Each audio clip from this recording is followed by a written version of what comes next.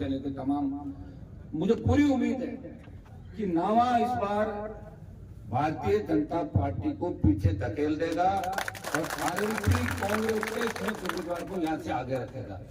वैसे बदलाव जो युवा है, आज हमारे राजस्थान यूनिवर्सिटी में हम बात कर लें तो नावा के सैकड़ों हजारों बच्चे राजस्थान यूनिवर्सिटी में पढ़ते हैं। वो बदलाव चाहते हैं और बदलाव वो यही चाहते हैं कि किस तरह पूरे जीवन भारतीय जनता पार्टी की खिलाफत करने वाले ईडी की रेड के डर से भाजपा ज्वाइन करके सामने आ गए। 3 बार लगातार हारने के बाद भी थक नहीं रहे और हारने के बाद वापिस चले जाते हैं और 5 साल बाद वापिस आ जाते हैं। आखिर कब तक ये खेल चलेगा? इसलिए इस बार आपको मजबूती के साथ इनको कड़ी शिकस्त देनी है। और पिछली बार मैं मकराना के अंदर जाकिर साहब कह रहा था, इन्होंने मुझे मकराना में पीछे रखवा दिया था पिछली बार, मकराना में पीछे रखा और लीड ले लेते हैं 7,000। अगली बार इनका 7 का 10 गुना 70,000 से आगे रखा। तो अगली बार नावा में भी आपके चेहरे देख के लग रहा है कि नावा के अंदर आप बढ़त दिलाओगे। महेंद्र जी ने एक बात कही, संभालना तो आप लोगों को सबको यहाँ पे हो सकता है, सुनो, हो सकता है कि मुझे कई जगह इंडिया गठबंधन का हिस्सा हूँ, मुझे दूसरे क्षेत्रों में डिमांड हो जाए, पार्टी कह दे, कांग्रेस पार्टी के नेता कहते हनुमान जी आप वहां भी जाके और रैली करो, तो मुझे कुछ जगह जाना पड़ सकता है। जो 2-2 दिन का समय तुम्हें दूंगा, 2 दिन नामा विधानसभा क्षेत्र साहब आप बता देना, सब 2-2 दिन का मैं रहेगा, कोशिश मैं करूंगा, लेकिन बाहर भी जाना पड़ सकता है। ये लड़ाई लोकतंत्र को बचाने की लड़ाई है। इस ऐतिहासिक जंग के अंदर आप देख रहे हैं क्या हालात हो गए। जो भी सरकार के खिलाफ बोलता है उसे गिरफ्तार करके बंद कर दिया जाता है, उसके अगर ईडी भेज दी जाती है, सीबीआई भेज दी, जैसे भी बीजेपी ज्वाइन करता है वो जिस तरह वॉशिंग मशीन से कपड़ा धुल कर निकलता है उसी तरह वो व्यक्ति पाक साफ हो जाता है। आप देखिए किस तरह हाईकोर्ट के जज जो फैसले देते हैं, चुनाव आयोग के लोग जिस तरह के फैसले देते थे या करवाने, तुरंत नौकरियां छोड़ते हैं और उनको एमपी का टिकट दिया जाता है, राज्यसभा में भेज दिया जाता है, मंत्री बना दिया जाता है। मैं लोकसभा के अंदर रहा, मैं एनडीए गठबंधन से था।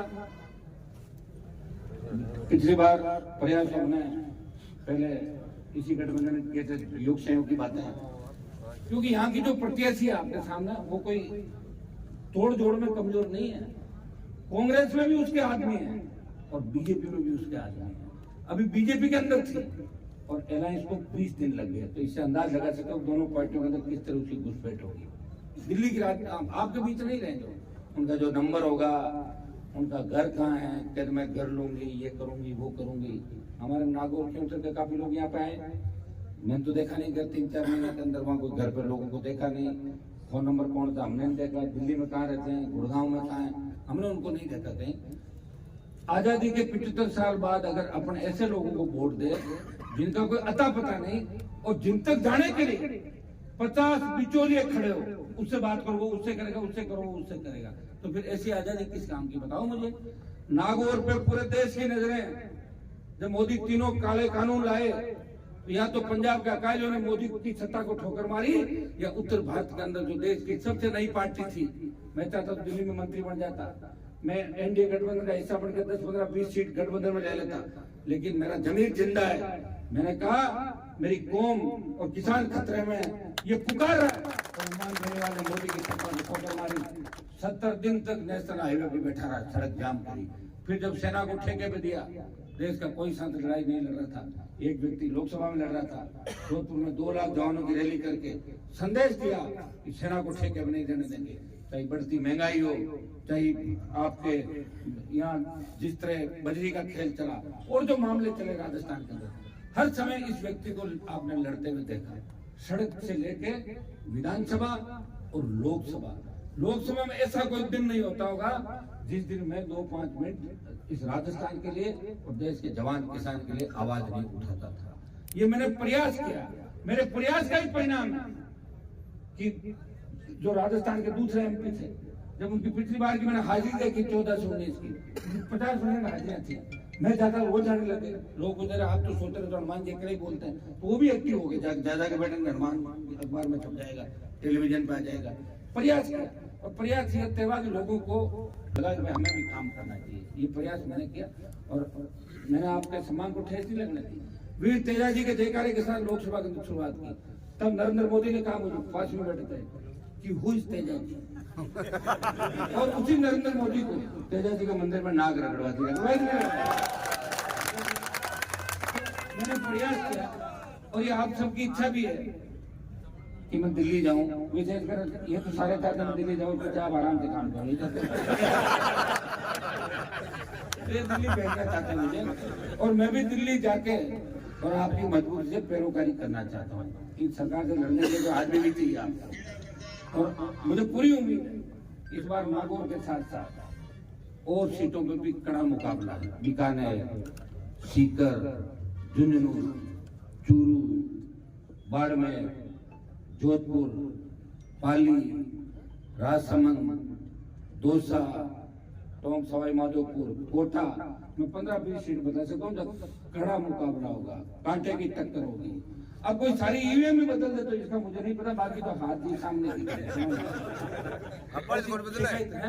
ऐसी शिकायतें मिलती रहती है। जनता का मानस है, लोकतंत्र खतरे में। मुझे लग रहा कि इस बार अगर ये 400, 350, 400 लगभग आ गए तो चुनाव ही बंद करा देंगे, फिर क्या करोगे आप लोग बताओ? कौन आएगा वोट मांगने आपको भी? इस बार मजबूती से अपने अपने लोगों को चुनना है।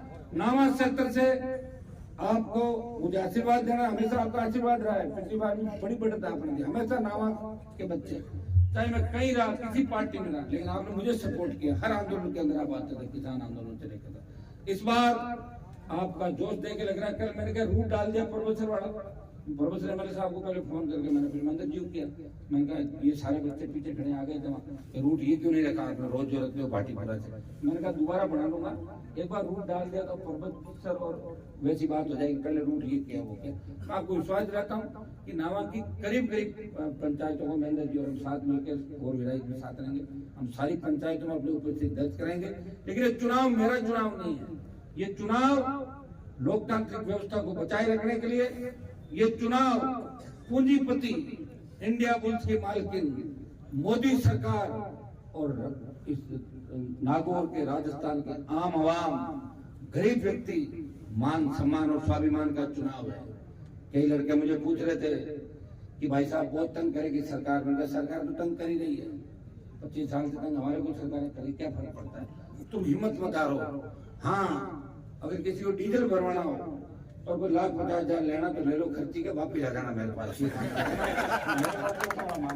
वो आप ले लो, उनका पैसा खुद का नहीं है, उनकी स्थिति हमारी देखी हुई थी, पैसा नहीं था। बाद में जो पैसा बनाया इंडिया बुल्स के नाम पे, वो चोरी ठगी करके उस पर ईडी सीबीआई की रेडें भी पड़ी, उसकी वजह से पार्टियां बदलनी पड़ी।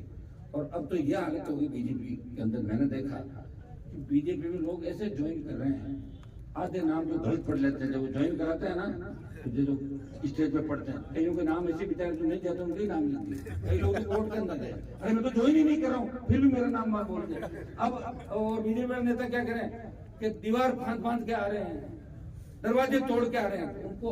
और एक बीजेपी का नेता बयान दे रहा था कि गांव में आग लगी तो चूहे छोड़ के भाग गए। अब तो जो चले गए वो चूहा भी बोल दिया।